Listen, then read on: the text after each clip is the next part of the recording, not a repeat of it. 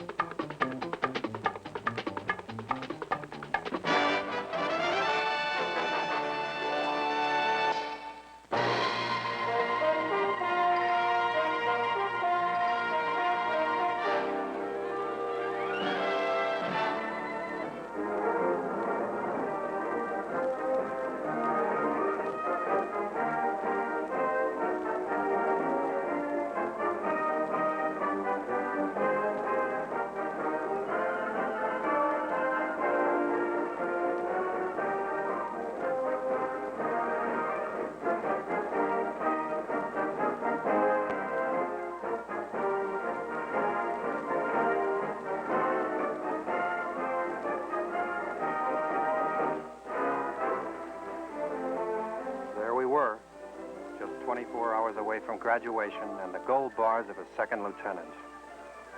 I don't know about the other men, but I was thinking back over the past 4 years as a cadet. How fast they'd gone by, how wonderful they'd been. Funny thing is, I never wanted to be a cadet in the first place. I mean, I didn't grow up with the idea of going to the military academy like a lot of others. In fact, even when I was in high school, I didn't know where I was going to college. Who knows what might have happened if a bunch of us hadn't gotten together for a Coke that day.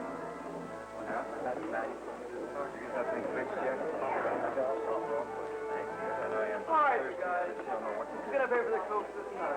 He is. $30 for 2 new tires last That car's running. You gotta watch that. What money on that? Well, what do you know? Walter's going to the Ivy League. Why not? Dad said you can't beat them for liberal arts education. And for prestige. What about you, Doug? Where are you headed? I don't know yet. Hey, old buddy. I thought you were coming to state with us. Yeah, well, I mean, I might, but I want to take a look around first. You know, I couldn't make it with my marks, but you ought to consider the military academy, Doug. Me? Well, sure. Are you kidding? Now, come on, you guys. You can get a darn good liberal education at the military academy. Yeah, but you still need pull to get in there. Oh, no. I didn't even think about West Point again until a couple of weeks later when our college counselor also suggested it. I told him what the others had said. The military academy was a place where they locked you up for 4 years. You've got the wrong impression of the military academy, Doug. I know because I just visited there with a group of secondary school counselors. It's an up-to-date educational institution. And I don't mean just new buildings and facilities. I mean the whole academic program. That place is still pretty big on engineering, though, isn't it, Mr. Kilson? No. Of course, there's extensive coverage of the sciences.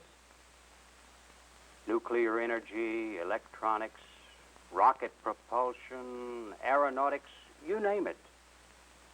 But there's also more emphasis on non-technical subjects. History, economics, international relations, languages. That's because the academy graduate today could just as well find himself sitting around a diplomatic conference table or in charge of a nuclear energy plant as in command of troops.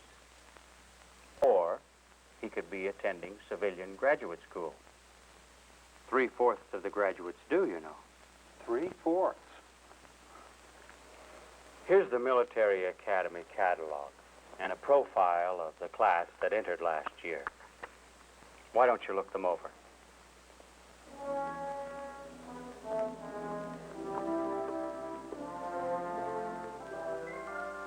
Well, thank you, Mr. Kilson, but I'm really not interested. That's too bad, Doug, because you have the right combination for the academy. Good marks, athletic skill, leadership ability. Of course, you might not be able to qualify. The competition is pretty stiff. Maybe you'd better think in terms of some other college. Well, I'll just look this over, Mr. Kilson. That night, I studied the academy catalog. What surprised me was the variety of courses. Quantum mechanics, Shakespeare, management engineering, political philosophy, linear algebra, and programming. There were over 100 electives to choose from. I was also impressed by the background of the faculty and by the Academy's program in the computer sciences and the use of educational TV. I decided to prove to Mr. Kilson that I could get into the Academy, so I applied to my congressman for a nomination.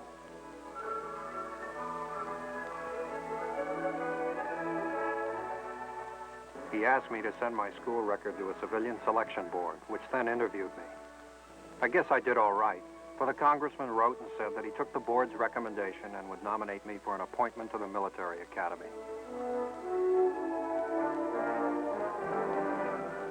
During my senior year in high school, I was notified to take the three-part qualification exam. Medical, physical aptitude, and college board tests. Then one day my letter of appointment came. And you can guess how the folks acted. You'd have thought I'd been elected president or something. I knew I'd miss my friends if I accepted. Still, it felt good to be picked, to qualify for a college with such high standards.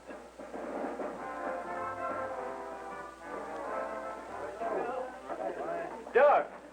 Oh, hi, Mr. Kilson. Congratulations. I just heard the news. Well, thank you, sir, but I'm still not sure whether I'm going to accept. Really? I'm surprised. It's quite an honor to be appointed to the military academy. Well, I know, sir, but there are a couple other colleges that I want to consider. Well, yes, of course. But then, if you do go elsewhere, you'll never really know if you could have lived up to the academy standards. Will you? I knew that Mr. Kilson was challenging me. Well, I never could resist a challenge. You're at West Point now, and we're going to make a cadet out of you. Although it's officially termed New Cadet Barracks, we plebes soon learned why everyone calls this introduction to cadet life Beast Barracks. Give me MacArthur's message. Sir, General MacArthur's message. From the Far East, I send you one single thought, one sole idea, written in red on every beachhead from Australia to Tokyo. There is no substitute for victory. The commander of the new cadet battalion is the king of the beasts. He and his staff have the responsibility of making cadets out of civilians, and they take their jobs seriously. Under the supervision of the tactical officers, the cadet detail provides basic military training, which includes plenty of marching and drilling, PT, and a taste of soldiering in the field using modern combat weapons. They also make sure that new plebes become familiar with the standards of the Corps of Cadets and with the Cadet Honor Code. The Honor Code was established according to the precepts laid down by Colonel Sylvanus Thayer, father of the Academy. It means simply that a cadet shall not lie, cheat, or steal, nor condone anyone who does. Rigid adherence to an honor code and system may seem harsh, especially when the Cadet Honor Committee has to recommend that a cadet be dismissed from the Corps. But on the battlefield, integrity is a life and death matter. An officer's word must be relied upon without question.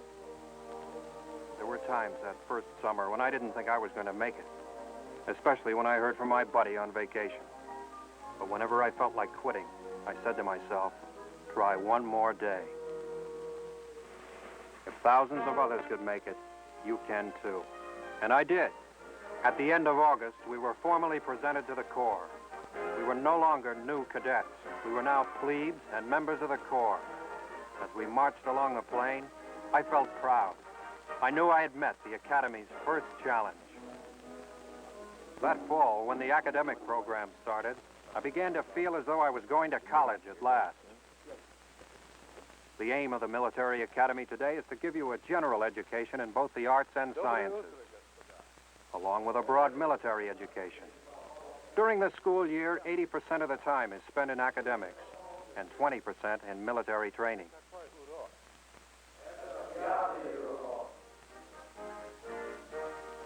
Dear Mr. Kilson, sorry I didn't write you sooner.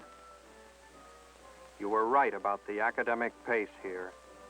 It's plenty tough. Take plebe math, for example. So far, we have covered vector analytic geometry, much of calculus, and linear programming. Now we are into differential equations. Mr. Bell, we'll have you discuss your board first, please. Yes, sir. Under the system established by Colonel Sylvanus Thayer, classes at the Academy are small, of the seminar type. Just a minute, Mr. Bell. What is Kepler's second law? Sir, the radius vector from the sun to a planet sweeps out in equal areas. Classroom participation is stressed, and there are frequent quizzes. As a result, each cadet receives a maximum of individual attention from his instructor and learns to think on his feet. Well, that's right, Mr. Kaiser. Thank you.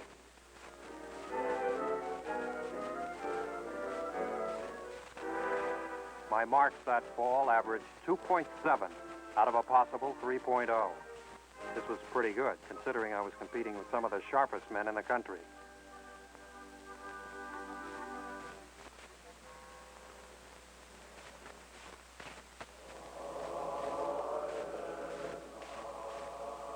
Before I knew it, it was Christmas time.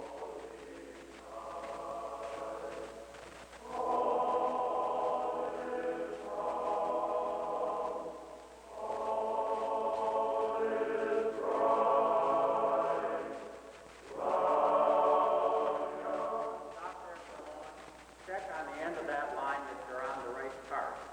On all is bright. Here you know star bases. Top tenor. Very. Got it. Second tenor. Take it out from all is bright. To sing.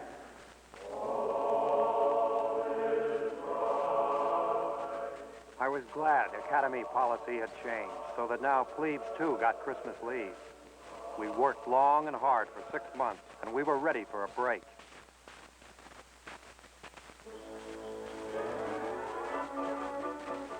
It was great to be home.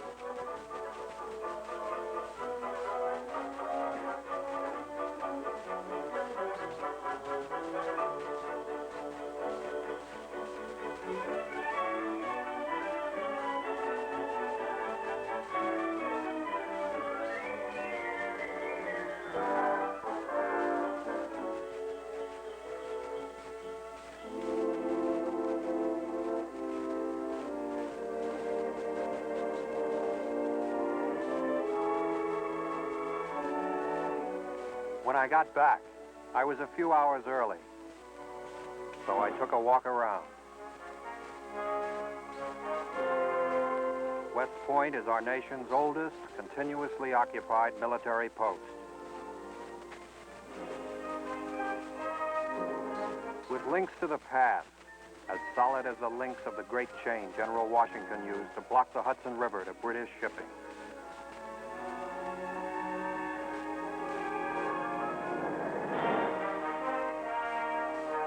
Since 1802, it has been the home of the United States Military Academy and the birthplace of the long gray line.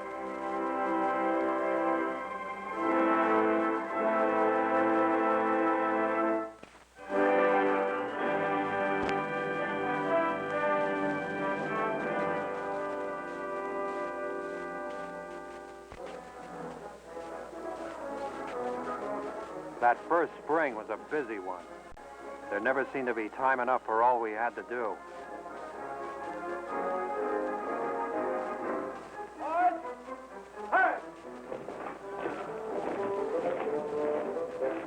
But you learn to live with the routine of the military academy. And you learn to handle the academic work. Of course, it helps to have a fine new reference library and someone to study with on a weekend afternoon. That's always something that surprises people, that the academy is co-ed on weekends, just like a lot of other colleges.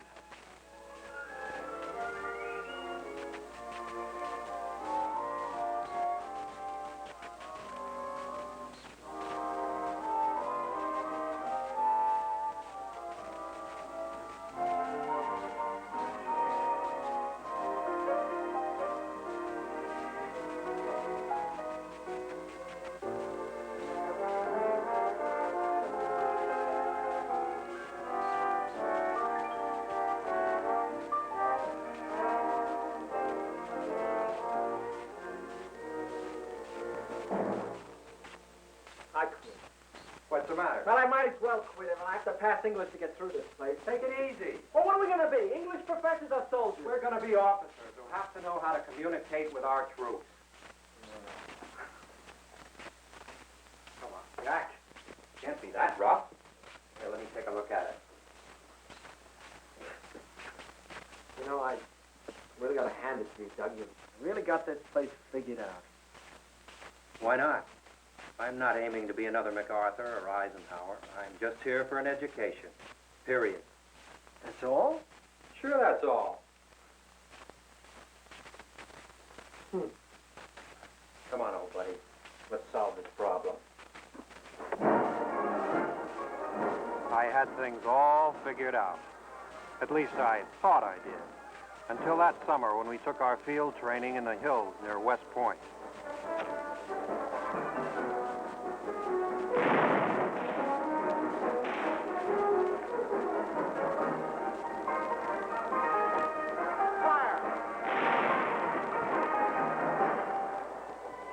When I was riding home, it suddenly struck me. Soldiering at Camp Buckner had turned out to be a real kick. Particularly our Recondo training.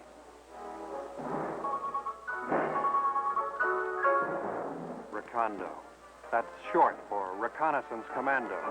A combination of mountaineering, hand-to-hand combat, and making like G.I. Joe, revolutionary style. At the end of Recondo, we went out on a simulated ranger mission.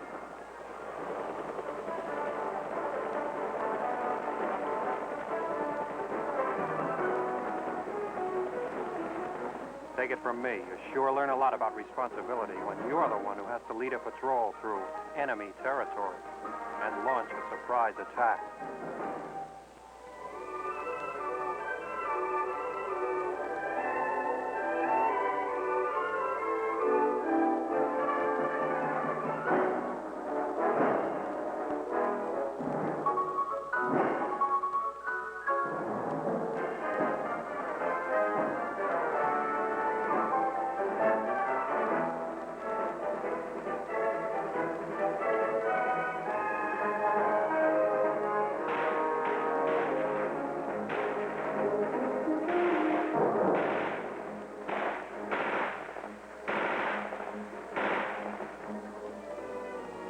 But it wasn't all work.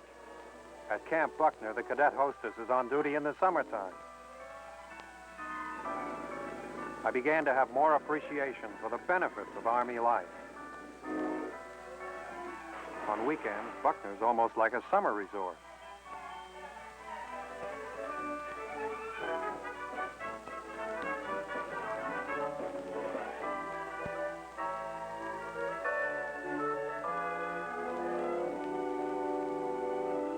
You can count on Lake Popalopo.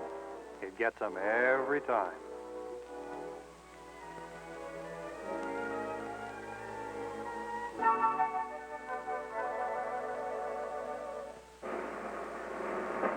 When I reported for classes that fall as a yearling, I felt far removed from the plebe of the previous year.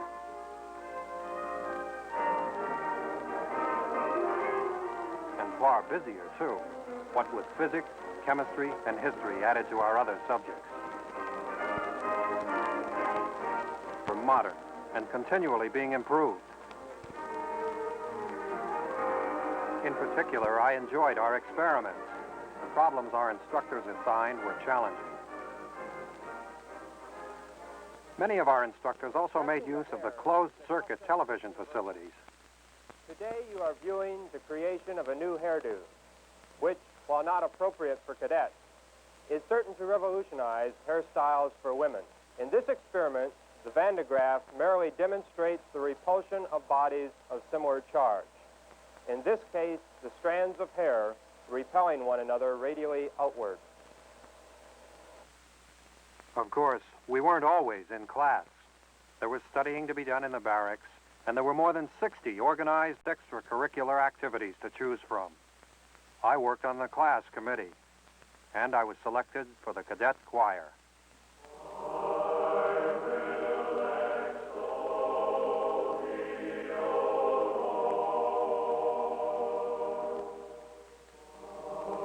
If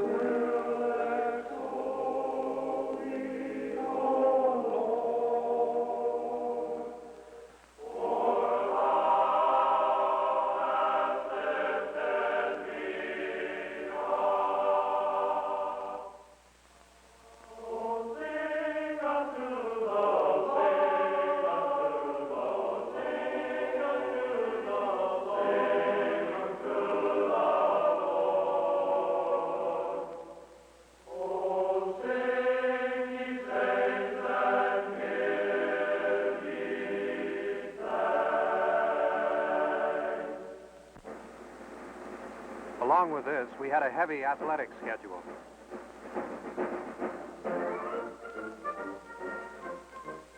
The United States Military Academy athletic program has been labeled by some experts as the best in the world. Its aim is to make every cadet an athlete. Or, in the words of President Kennedy, intelligence and skill can only function at the peak of their capacity when the body is healthy and strong. At West Point, every cadet undergoes a concentrated program to improve his basic physical abilities. He is also given instruction in carryover sports, sports that will help keep him in shape throughout his Army career.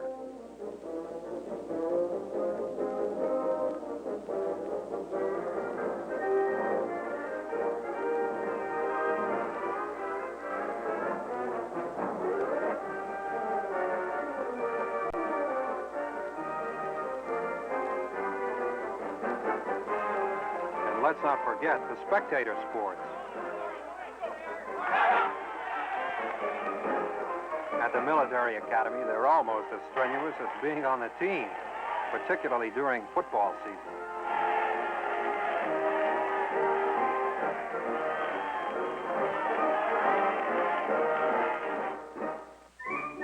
My second-class summer, I served as a squad leader during new cadet barracks. As I worked with the new plebes, I began to realize that it isn't enough just to be an honor student or a good athlete. By the time he graduates, every cadet has to be ready to accept the responsibilities of leadership. He has to prove himself as a cadet, as a man, and as a leader.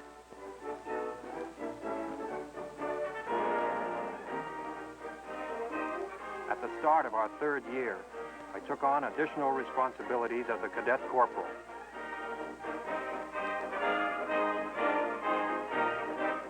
The academic program broadened out still further when, as second and first classmen, we studied military and constitutional law, history, international relations, political philosophy, economics, and military psychology and leadership.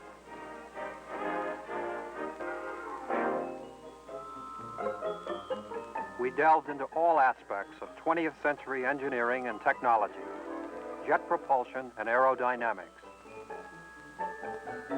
amplifiers, radar, microcircuitry, lasers, and solid-state electronics.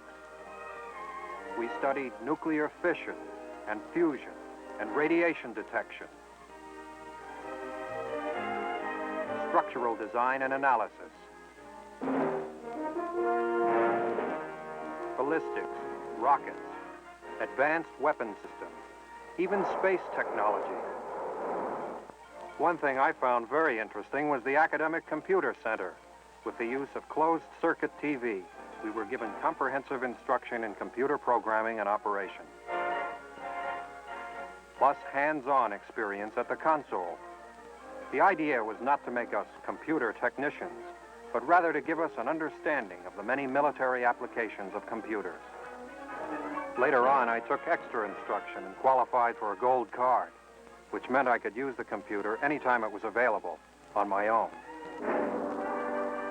Throughout our 4 years at the Academy, we continued our military training. Here are some exact replicas. We studied the art of warfare, ancient and modern. Do you have any questions on the weapons? Mr. Davis. Sir, how was the paper cartridge used? The paper cartridge, all right. One requirement for the Revolutionary War soldier was that he had his own teeth. He had to bite off a portion of the cartridge and pour powder in the pan, close the frizzen, and he would pour the remainder of the powder down the bore, followed by the... From your ranks, said General MacArthur, come the great captains who hold the nation's destiny in their hands. We learned about our heritage, not only the leaders of our armies in times of war. Grant, Lee, Pershing, Eisenhower, Bradley, and Westmoreland. But also many of the explorers, engineers, educators, and statesmen who conquered the West and helped build this country into a great nation.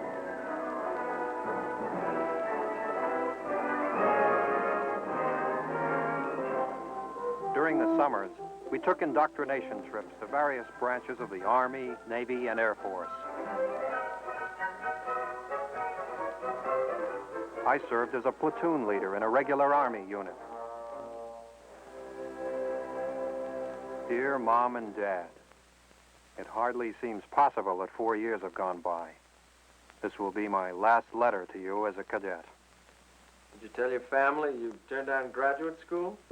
No, but I'm going to. You know, you really turned into the gung-ho type. Oh. You. You were the one who wasn't going to get involved in West Point, remember? Sure, I remember. Look at you now. The battalion adjutant. You won honorable mention in that National Science Foundation competition. Yeah, with the help of the computer. You're in the top 5% of the class. Okay, rub it in. You know, you should have competed for that Rhodes Scholarship. Well, Jack was right. I had changed. Dad, remember I wrote you about the chance I have to go on to graduate work? I've decided, however, to take Ranger and paratroop training and go to a troop unit first. In a couple of years, I'll have a tour of duty as a graduate student at a civilian university.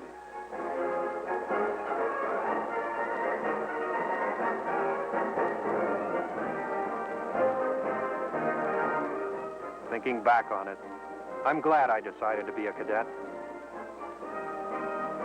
4 years at the military academy have really added up for me. Now I can see the road ahead clearly.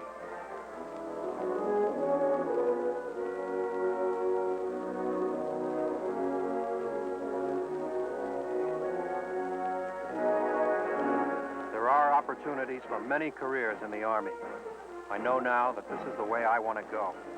This is the way I'm going to achieve my personal goals. Not that it will be easy. What lies ahead is the biggest challenge of all. But I feel prepared.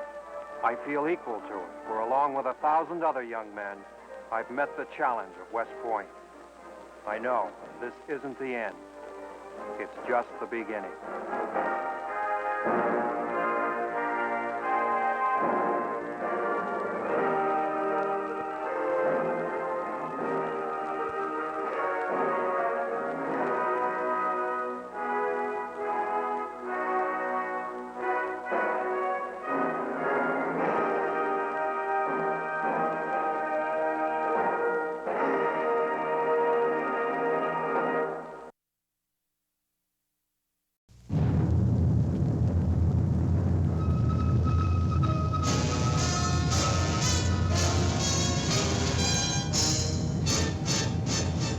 United States Army presents The Big Picture, an official report produced for the armed forces and the American people.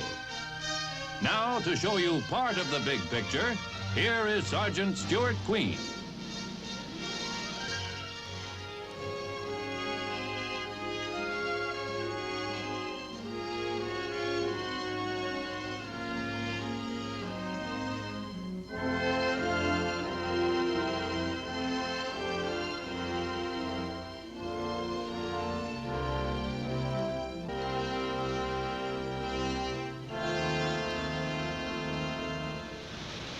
This is Camp Buckner, West Point's summer training site, where each year cadets of the United States Military Academy, who have just finished their plebe year, engage in a program of planned military activities. Big picture cameras will show you a typical summer training period at Camp Buckner, where amid the waters and woodlands of New York State, men of West Point gain valuable field experience, which will help make them better officers. To become an officer in the U.S. Army takes the kind of training that really puts a man to the test. Comes July, the third classman, that's us, hits summer camp at Buckner with everything we've got. Ahead of us are 8 weeks of field training. That'll get us better acquainted with the weapons, the tactics, and the missions of the different branches of the service. Top physical condition is a must to keep up with a schedule that includes a wide program of physical fitness. After 2 semesters of classroom work and the strict discipline of plebe year, we find the outdoor activities a stimulating change. Object of the summer training program is to help turn out a close-knit, well-trained, spirited West Point class.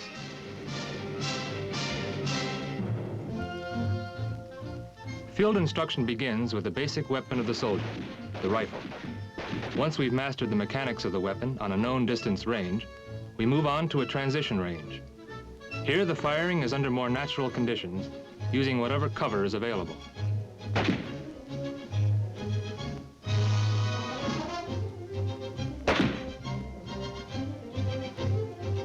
Under the careful supervision of officers and enlisted specialists, many of whom are combat veterans, we get acquainted with all of the small arms and crew-served weapons found in an infantry battle group.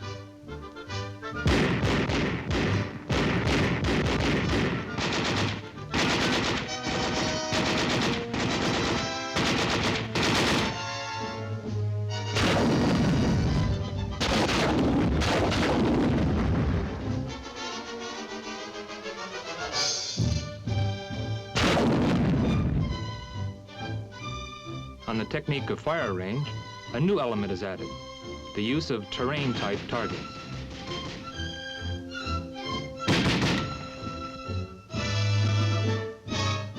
Each squad leader is given a mission and assigns specific targets to his squad.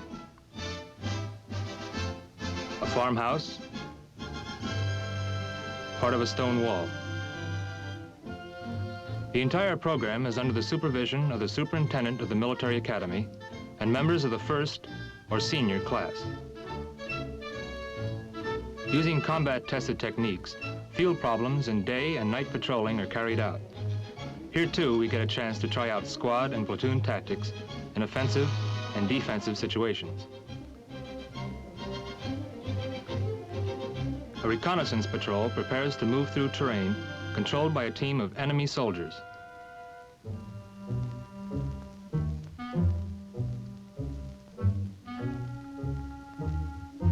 Unlike a combat patrol, the reconnaissance patrol is under orders to avoid a fight unless one is necessary to accomplish their mission.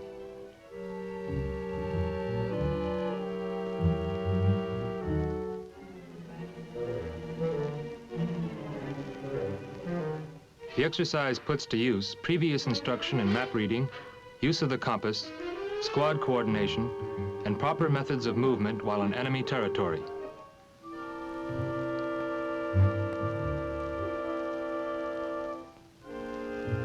Small-scale problems like these pave the way for larger problems which follow. Squad exercises give way to platoon exercises. Here we get a rundown on platoon tactics from a first-classman. Now, a platoon prepares an attack against an enemy-held hilltop. Some of us will be assigned to command positions, some will provide a base of fire, and others will operate as a maneuver element. This type of training gives us a first-hand picture of many of the problems encountered by commanders and their men during combat.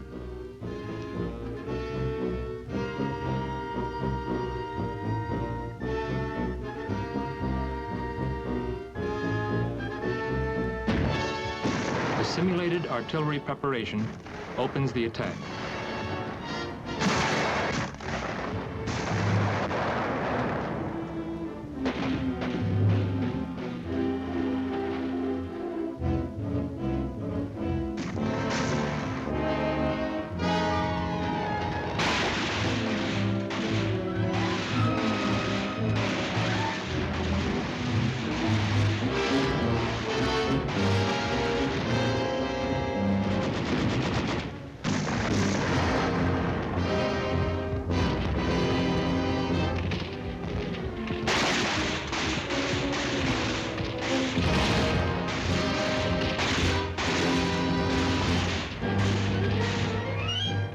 This kind of exercise offers practical training in the employment of infantry weapons and in the coordination of widely scattered groups of men on a smoke-covered battlefield.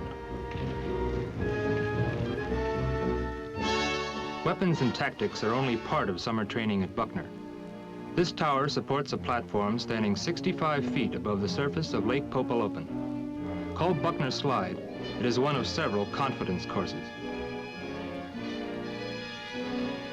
And it sure takes plenty of confidence to take that first step.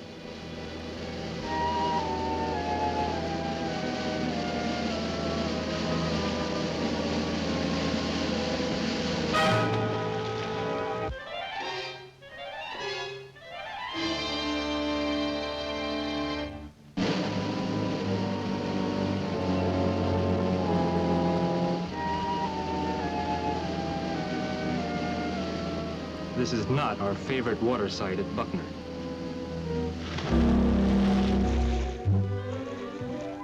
We prefer this one.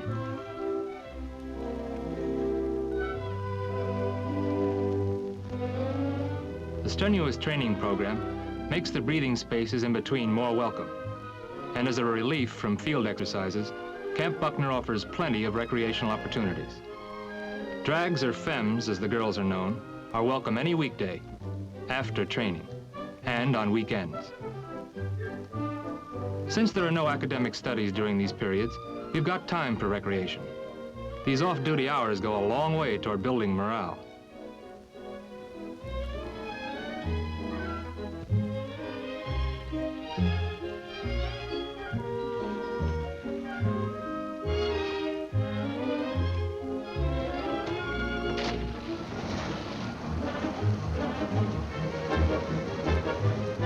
We play as hard as we work. And in addition to the water sports, there are many other recreational facilities.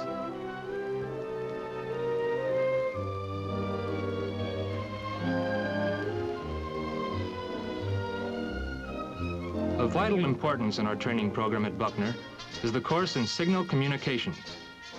Because any successful Army operation depends on good communications, we receive extensive signal instruction. We learn how to handle field wire, switchboards, telephone equipment, and field radios. Signal Corps experts cover communication techniques and operating methods.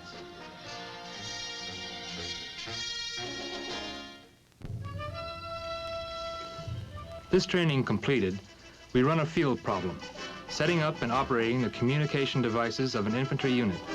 In this problem, a variety of communication techniques are employed.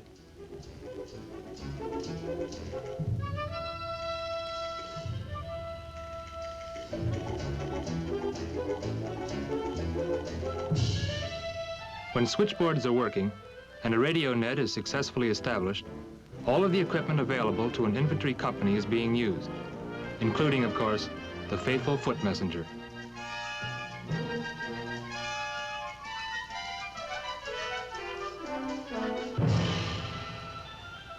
This is the site of the Field Artillery Trainer.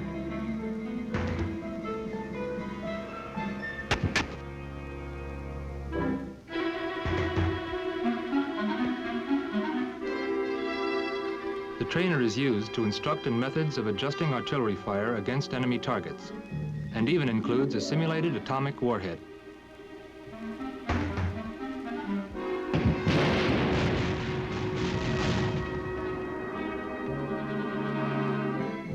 The intensive course in the missions and capabilities of artillery includes instruction in the principles of fire control.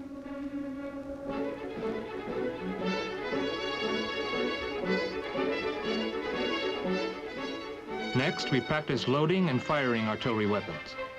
Every cadet conducts a complete fire mission using 105mm howitzers and live ammunition. From an observation post, cadet forward observers send fire missions to batteries several miles to the rear. Having called for artillery fire, the observers stand by.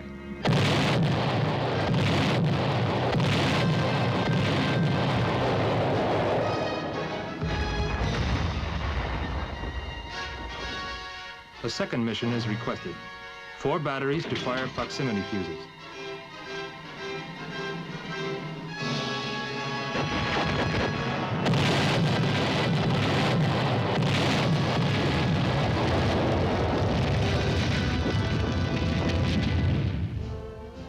In addition to instruction in field artillery weapons, we learn about the latest guided missiles.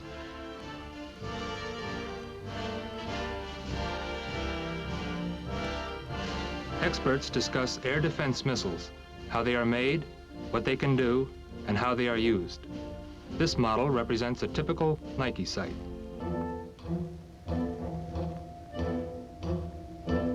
We learn how to operate the radar used with a Nike. Planes arriving and departing from New York City airports 70 miles away are easily detected. A display of the Nike Hercules, first of the Nike series capable of mounting an atomic warhead, winds up the course in artillery. By the middle of the summer, we begin to understand what esprit de corps means. Guess the best way to explain it is pride in a job well done. Pride that helps us live up to the motto of West Point: duty, honor, country.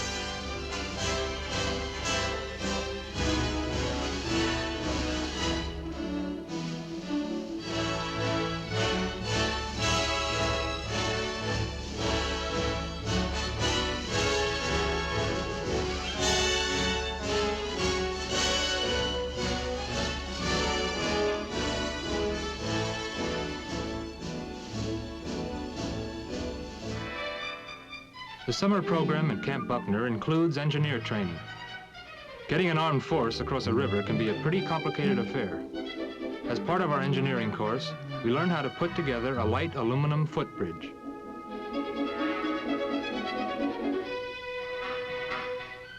Under the eyes of construction experts and crew chiefs, each bay is assembled and the bridge quickly takes shape.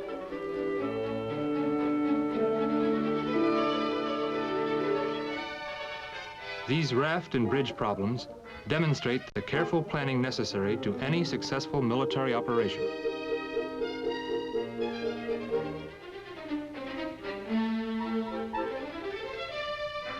Like all of the summer training, the course in armor relies heavily on practical work. Armor instruction covers the missions, tactics, and operating principles of both tanks and armored personnel carriers.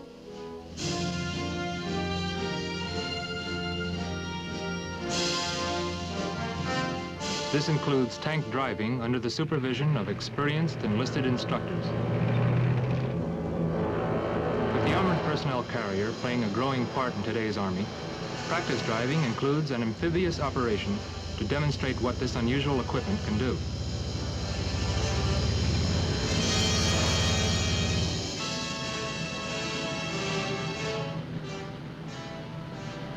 The personnel carrier tips the scales at 21 tons, but floats easily. This demonstration, like the earlier armor training, serves as an introduction for an elaborate field problem to follow. In a realistic combat exercise, we will make up the crews of a reinforced tank company. An attack will be made against an enemy strongpoint under the guidance of a cadet tank commander. The tactical situation is clearly explained. But after this briefing, the whole operation will be up to us. In preparing to make the attack, the first movement is toward an assembly area.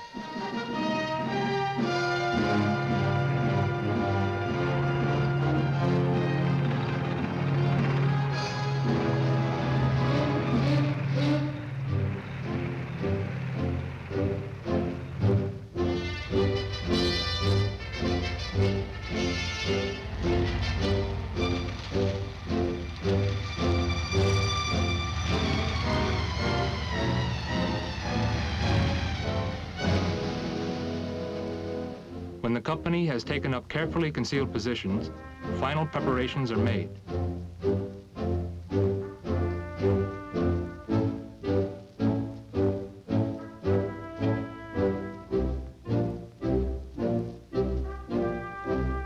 Individual tank commanders go over their maps. Before completing plans, the tank company commander requests an aerial reconnaissance of his attack positions. On the basis of the tactical situation, it is up to him to prepare a detailed plan of action, issue orders to his tank platoons, and then lead them against the enemy positions.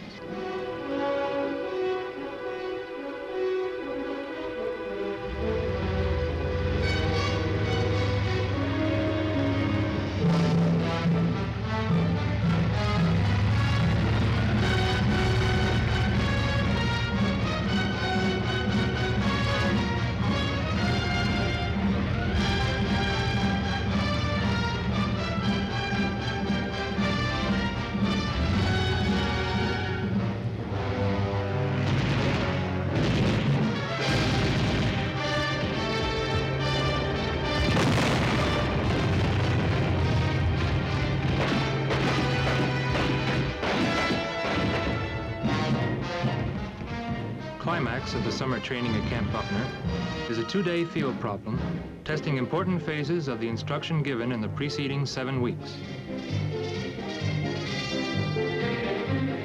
This final tactical exercise includes the use of infantry, armor, artillery, engineer, and signal equipment.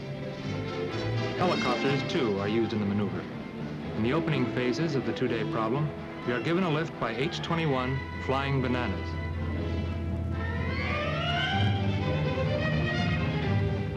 Our mission is to seize 2 separate objectives.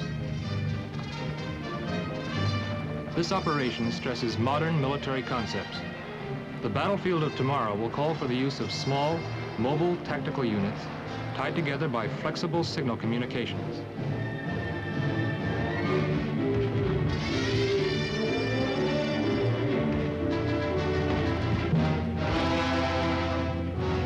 As one of our assault teams lands on a sheltered ridge below a hilltop and storms out to capture a guided missile launching site, another, smaller unit moves in to secure a nearby dam. Object, to capture the dam and all approaches leading to it, including the principal road. Also, a nearby hill which overlooks the dam must be seized.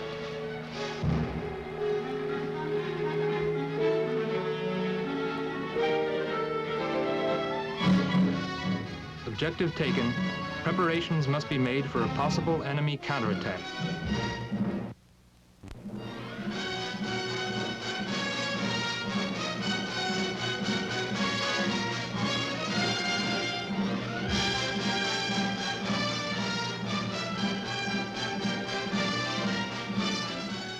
A roadblock is established with mines and carefully placed automatic weapons. At the same time, one squad moves to take up positions on the far side of the dam.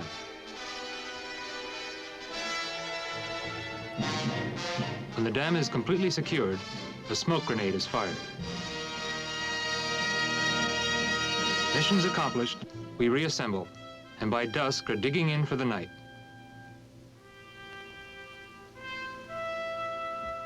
After the long day, we look forward to a quiet evening and a good night's sleep. But the enemy has other ideas.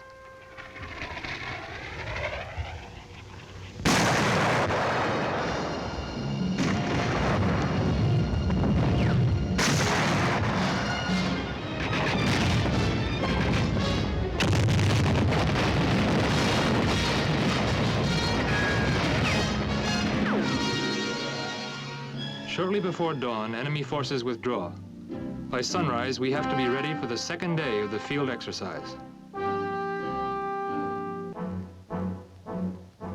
There's only a short time to eat or get a few minutes rest.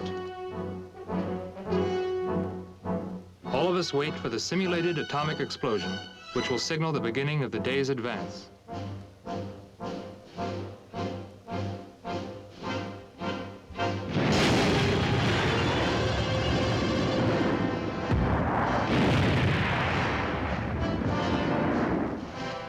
The familiar mushroom cloud rises. The order is given to move out.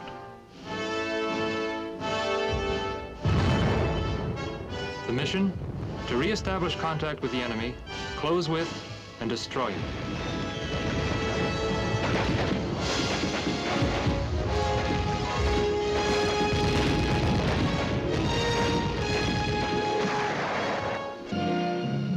Under covering fire, a maneuver element works its way to the rear of the enemy blockhouse. Air support is requested.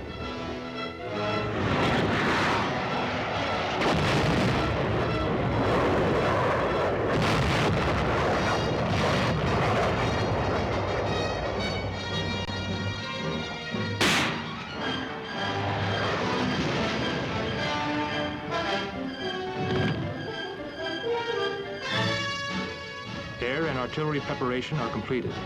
The final scene belongs to the infantry.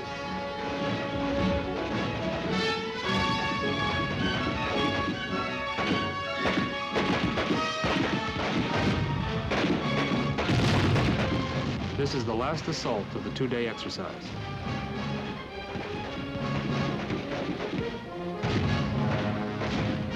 Now Now for the final wrap-up of the 8 weeks at Camp Buckner, the Buckner Stakes.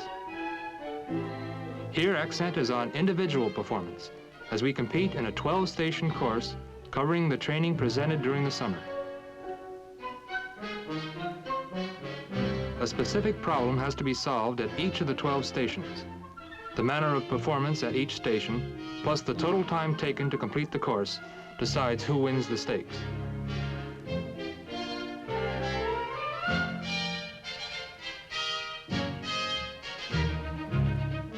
This course and the other competitive activities help to build the intangibles required of every officer: initiative, resourcefulness, leadership.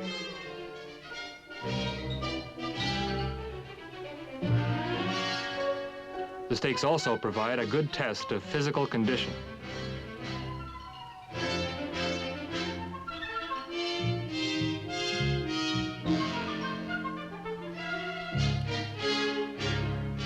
The individual winners will be presented with awards at a ceremony that marks the end of the 8-week training program.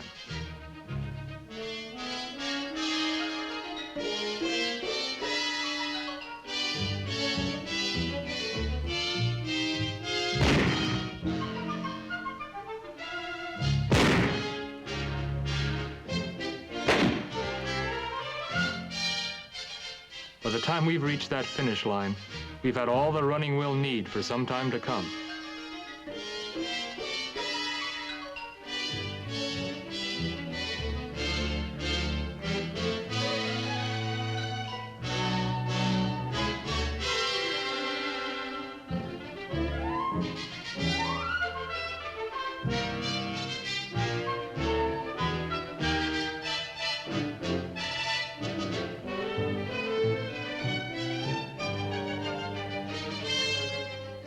It's been a long, hard summer, and the scoreboard tallies up the final scores.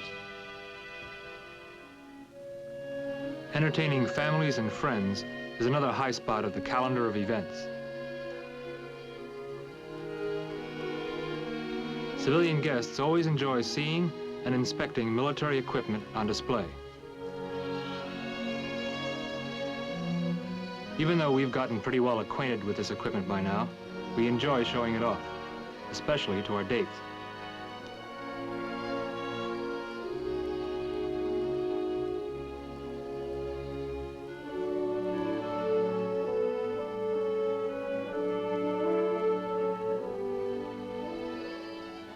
The Saturday night dances are the real bright spots on our social agenda.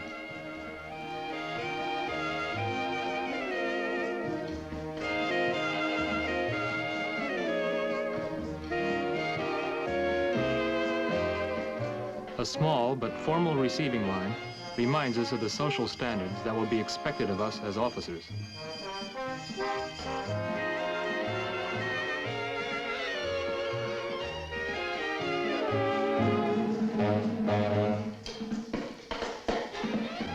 But in most ways, these dances are no different from the many other dances held all over America on Saturday night. Music, soft lights, and pretty girls.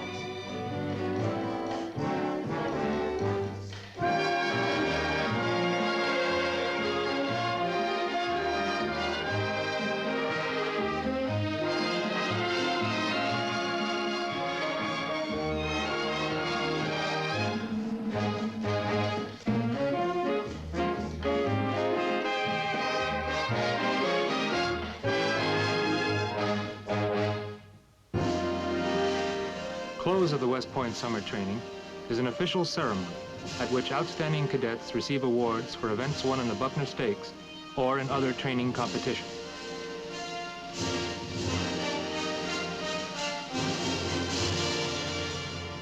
High-ranking career officers present the awards. This ceremony makes all that hard work worthwhile.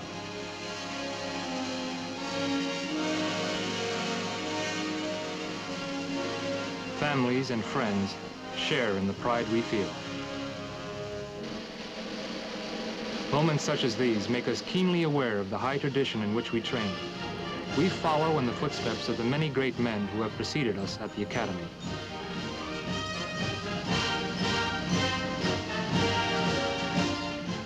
perhaps in our ranks there may be a future Ulysses S. Grant, a Robert E. Lee, a Patton, a MacArthur, or an Eisenhower. But whatever the future has in store for us, we know that upon our shoulders will rest heavy responsibility for the defense of this great nation. It is a responsibility we can face now with greater confidence because of what we have accomplished here at summer training camp.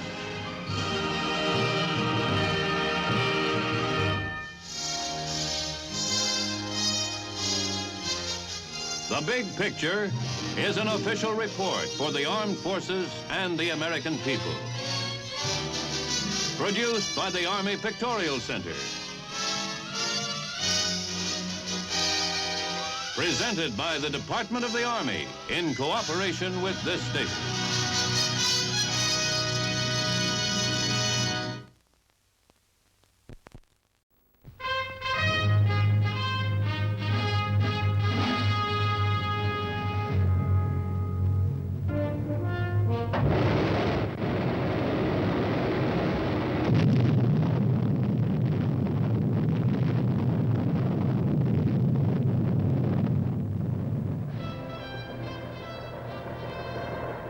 Today, the latest weapons, coupled with the fighting skill of the American soldier, stand ready, on the alert all over the world to defend this country, you, the American people, against aggression. This is The Big Picture, an official television report to the nation from the United States Army. Now, to show you part of the big picture, here is Sergeant Stuart Queen. The story you are about to see will take you up the Hudson River to West Point, an institution of great military and scholastic achievements.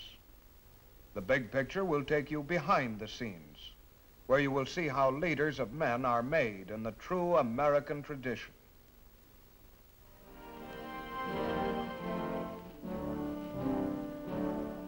Each year, from every state in the Union, a group of young men travels across the continent to enroll at a great educational institution.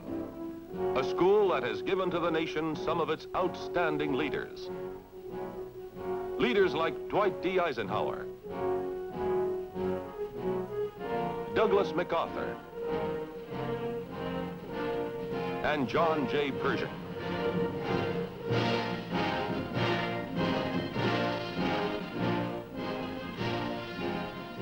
To get to this school, these young men converge on a place about 50 miles north of New York City. A place known as West Point, the United States Military Academy.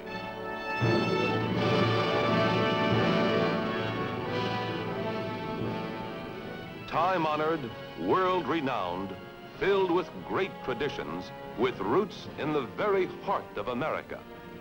This is West Point.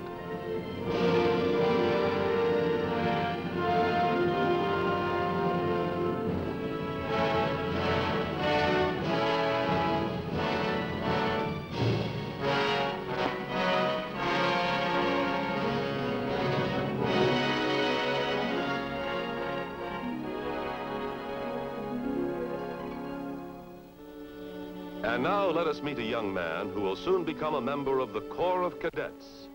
A young man named John Reed. John lives in a small town not far from West Point and has come down a month early to look over the place where he hopes to spend the next 4 years of his life.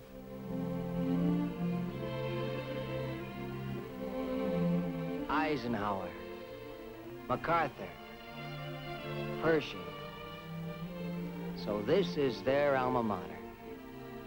Well, make way for Johnny Reed. I'm going to make it my alma mater, too.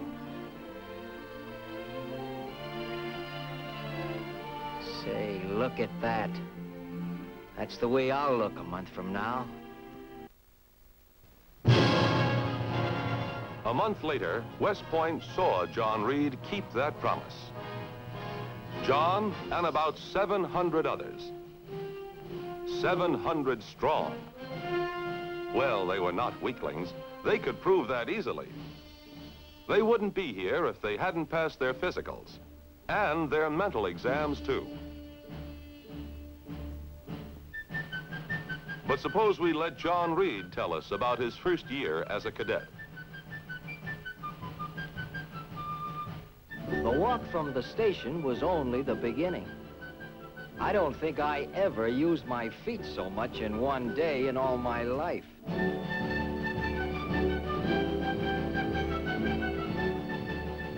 In no time at all, they had us in small groups, with upperclassmen teaching us how to march in formation. Brother, were we ever raw recruits.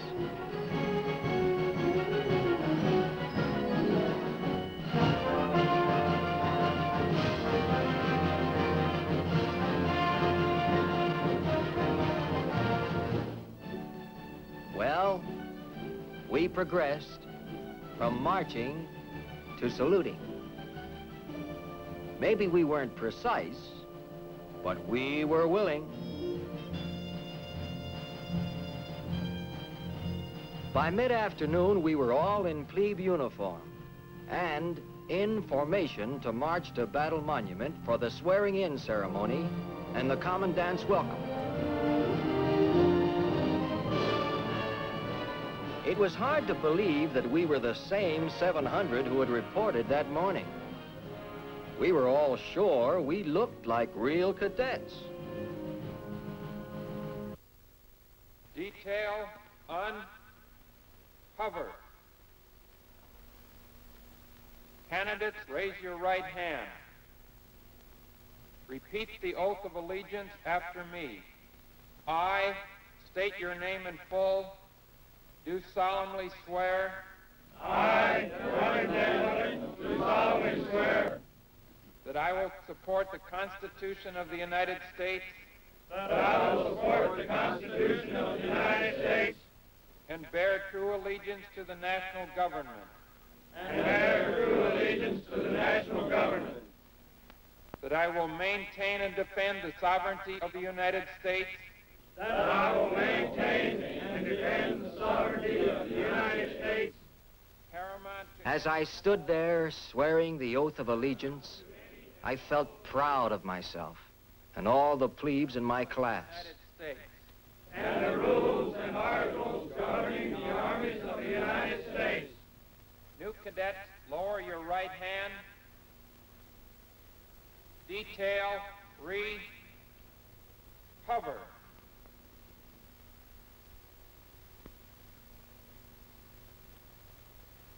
Gentlemen of the new fourth class, it is my pleasure to welcome you to the United States Military Academy. From all over the United States, 700 welcomed this year by the commandant, and I was one of them.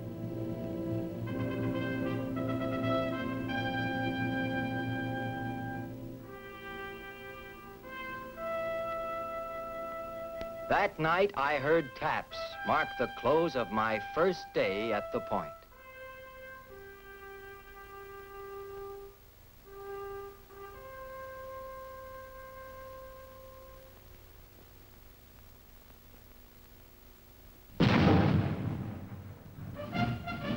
Reveille, the beginning of a new day, the beginning of my college education. My career as an officer, as a leader in the United States Army. But there's no time for daydreaming at West Point, especially not for plebes. There's far too much to do. 6 o'clock a.m. We were all ready. Yes, sir, I was ready for anything.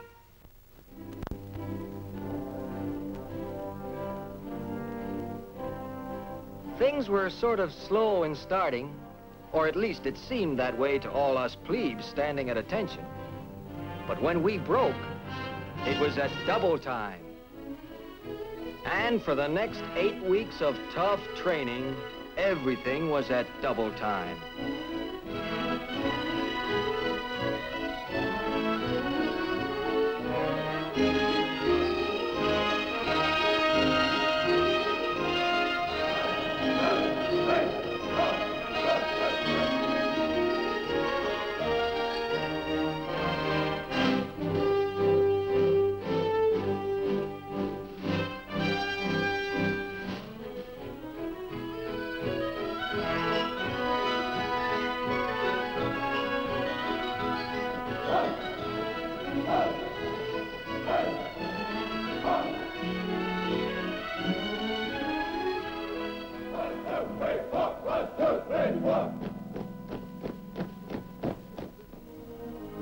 course, we took time out to be fitted for uniforms. No padding. The idea was you filled it out with spine and muscle until it fit like a glove.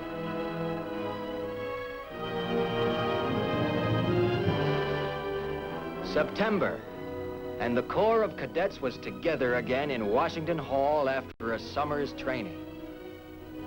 The whole Corps. And that included Cadet John Reed. Cadet, not new cadet anymore.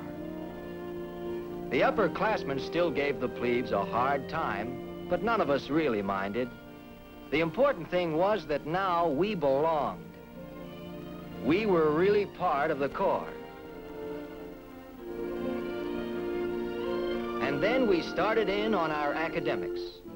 9 months of it. Take math, for example. Good thing I learned to like it in high school. They sure give you plenty of math here. Of course, it's much further advanced, but it's surprising how much you learn when you really put your mind to it. We got our choice of learning one of 5 languages. I selected Russian. It's a tough language, but important. Orthographic projection. This is part of the plebe course in graphics.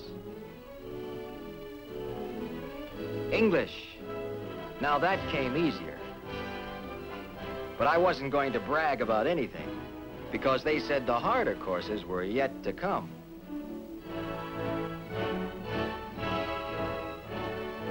I didn't mind the tough things, though. I really didn't expect it to be easy. But even with a full schedule, there was still time for some fun and extracurricular activities.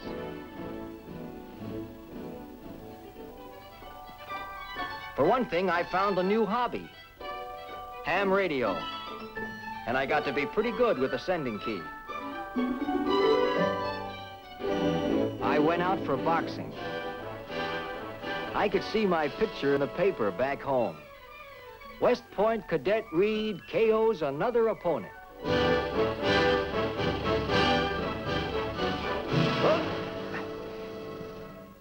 Funny how you think you're so good until you run up against stiff competition.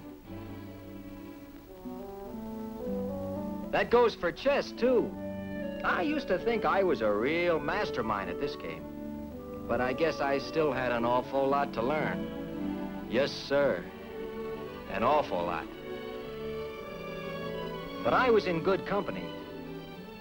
Every one of us was here to learn, and glad of the opportunity.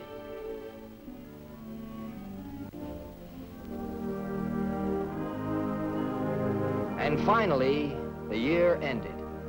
It was June week, and we joined old grads, hundreds of dignitaries, and thousands of friends, relatives, and visitors in graduation week festivities. Once again, I paid my respects to the father of the military academy. But this time, I wasn't alone. This time, I was part of the traditional ceremonies.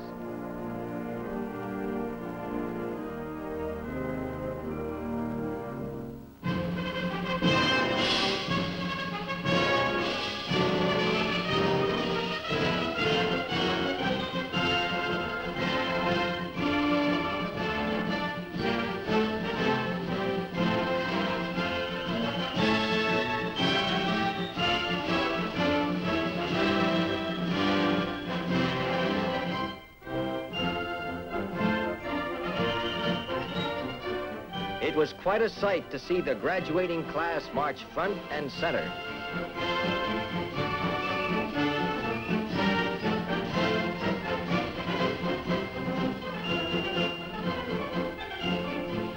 After that, it was our turn to pass and review.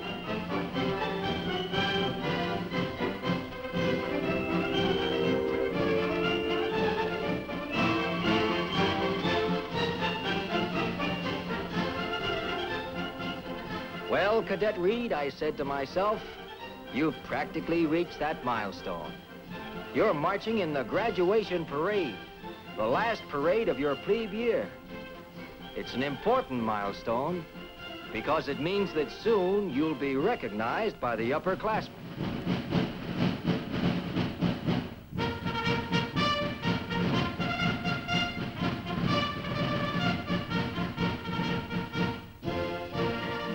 Recognition.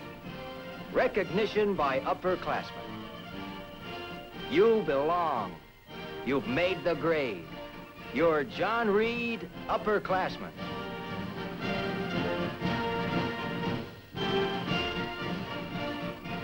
John Reed, upperclassman. The Military Academy regards you as good officer material. Now you're a yearling. And what will the life of a yearling be like? Well, we're sure second classman Ed Harris can tell you all about it from his own experience. Well, first there was that hard-earned one-month vacation, like you're starting on today. Had a great time back home. Checked on all my old pals and gals. Added a few new ones, too. Soon as I got back, we went into summer training. And when I say training, I mean training with a capital T.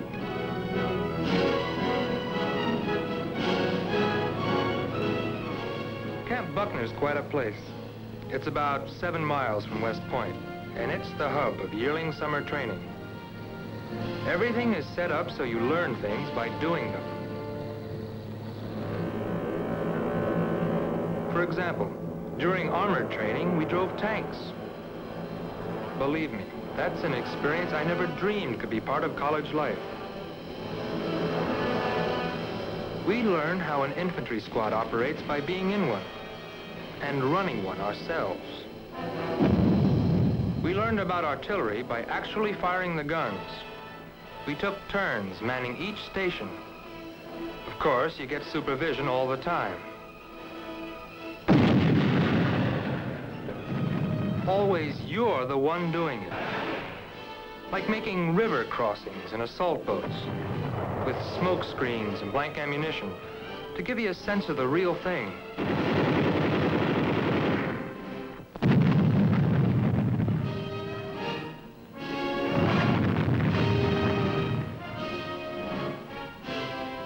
We soon began to understand the fundamentals of tactics. I guess that's the whole idea behind the Camp Buckner program.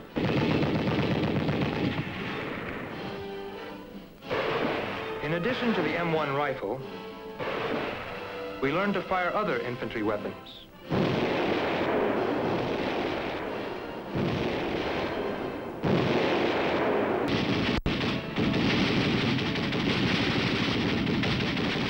You never sit on the sidelines.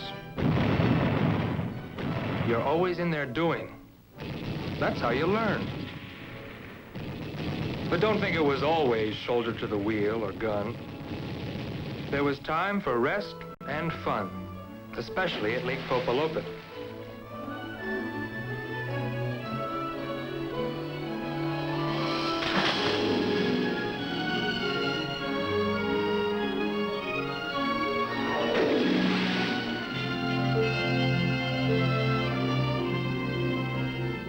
It was a good summer, in every way. And the fact that I was a yearling, and well on my way at West Point, made everything look rosy.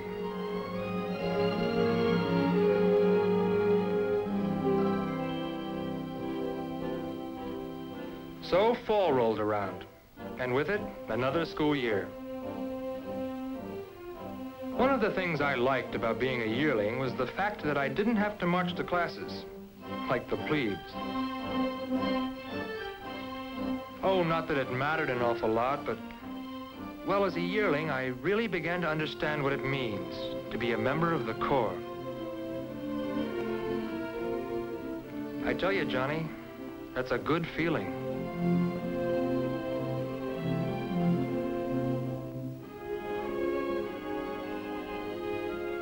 Another thing I like is the way you're trusted. You know what I mean. When the inspecting cadet asks if all cadets are present or on authorized absence, and all you have to say is, "All right, sir," and it's your word that counts. To me, that's a big thing, the honor system. It fills you with, well, pride and faith in yourself. As for the curriculum, you'll find the academics for yearlings are more interesting than for plebes.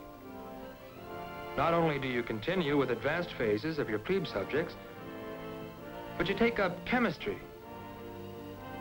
and physics, which means more concentration and more study.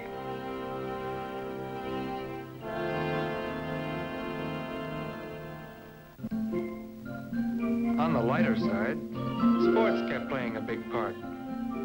And we had expert coaching by first-classmen. You know, as a junior officer, you may be called on to coach a company or battalion team, or organize and run an athletic program in your unit. So you take all sports seriously, even if they are fun. Somehow my term as a yearling seemed to flash by twice as fast as when I was a plebe. Before I knew it, another June week rolled around, the one that's just ended. I guess you'll always remember that year as the year of decision. You can say that again. Want to know what I've got to look forward to this summer? Sure. Well, this is my 3rd year, which means a visit with the Navy along the Virginia coast at Norfolk. There, I'll join in naval indoctrination exercises. We'll be given tours on many types of Navy ships.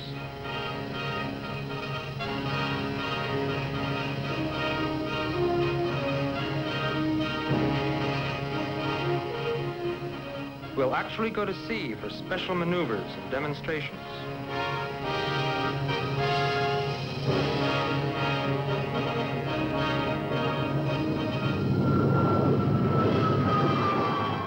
Next will come the study of Air Force techniques at Maxwell and Eglin Air Force bases.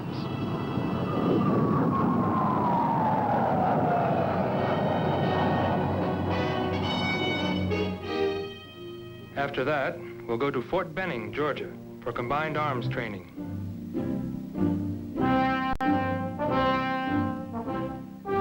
This is a special course, complete and rough.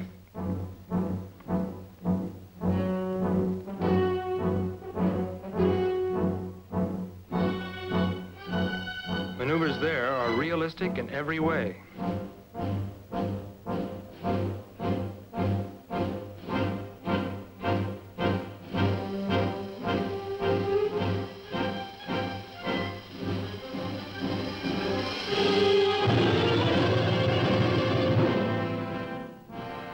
We'll be given an accelerated course in airborne techniques. We even make practice jumps from the towers.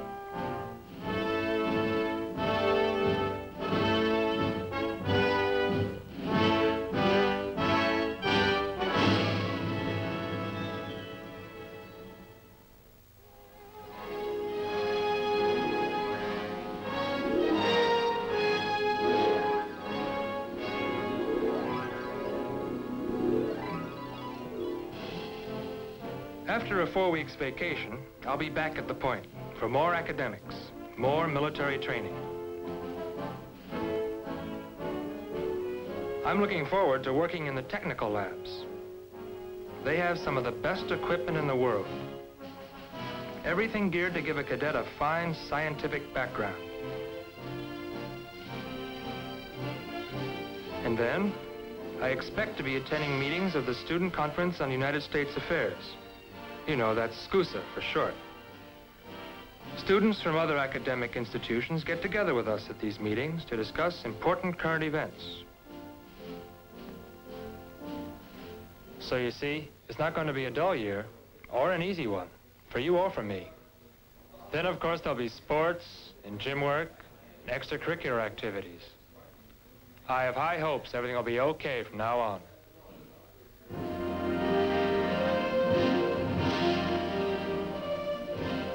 We know that everything did work out smoothly for Cadet Ed Harris.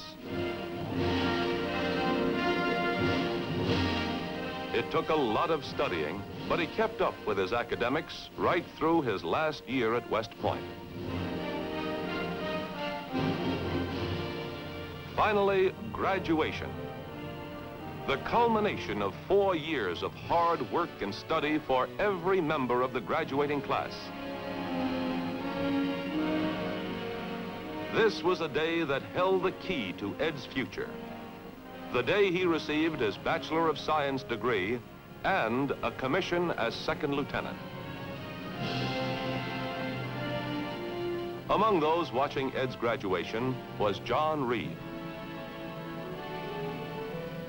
1 more year to go, Johnny, and you'll be up there where Ed is.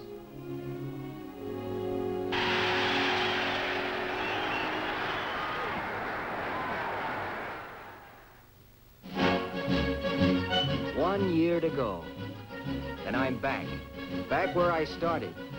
Only the shoe is on the other foot now. Here I am working with the tactical officer, indoctrinating the plebes, giving them instructions in close order drill the way I was indoctrinated when I was a plebe. This all comes under the heading of learning leadership. Nearly everything a cadet does is designed to make him a leader of men by the time he leaves West Point.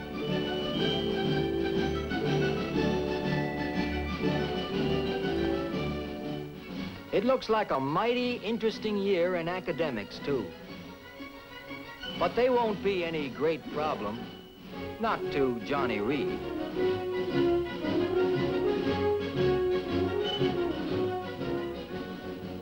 And I'm lucky. I'm a member of the Honor Committee, which helps the Corps run itself. Still more experience in leadership.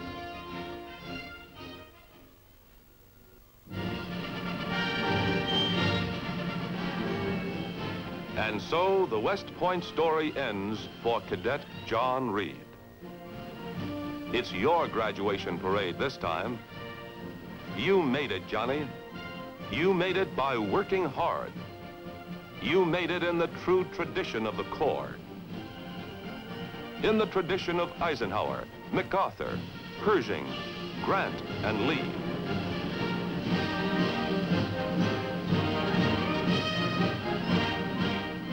And now, you can take your place as an officer.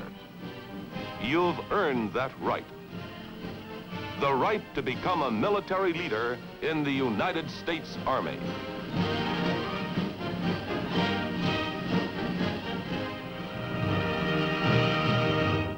To serve the youth of the nation, to serve the nation and the world's free people. This, then, is the underlying theme of the story of West Point. This is Sergeant Stuart Queen, inviting you to be with us again next week for another look at the big picture. The Big Picture is a weekly television report to the nation on the activities of the Army at home and overseas. Produced by the Signal Corps Pictorial Center. Presented by the United States Army in cooperation with this station. You too can be an important part of the big picture. You can proudly serve with the best equipped, the best trained, the best fighting team in the world today, the United States Army.